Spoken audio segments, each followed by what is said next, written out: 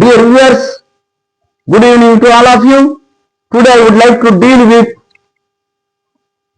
one of the important areas of verb. That is, under types of verb, we find weak verbs and strong verbs. Week verbs అని ఎప్పుడు అంటారంటే, అసలు ఈ verb forms లో simple present అని, simple past అని, past participle అని ఉన్నాయి. Simple present V1, simple past V2, past participle V3. Simple present లో ఉన్న వాటికి చివరిలో డి కానీ ఈడి కానీ టీ కానీ చేర్చడం వల్ల V2, V3 కనుక వచ్చినట్లయితే వాటిని వీక్ వెర్బ్స్ అని అంటారు. అవి చేర్చకుండా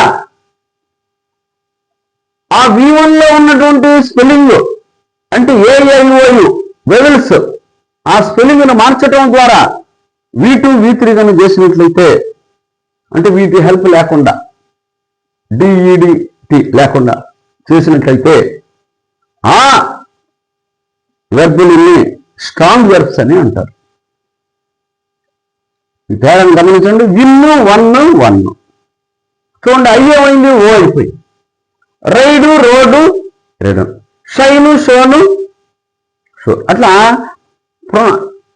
వెబుల్ మార్పు వస్తూ ఉందన్నమాట.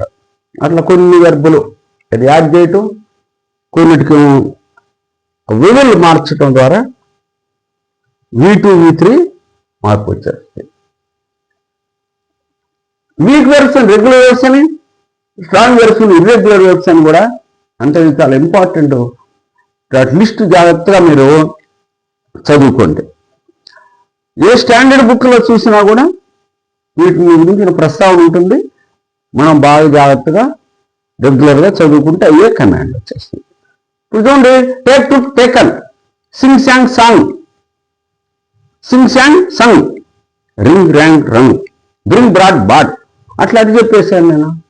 బై బాడ్ అంటే అన్నీ ఆటోమేటిక్ వచ్చేస్తూ ఉంటాయి. చాలా లిస్ట్ ఉంటుంది. నేర్చుకోండి, ఎన్ని నేర్చుకుంటే అంత మంచిది. Thank you very much for your being with me.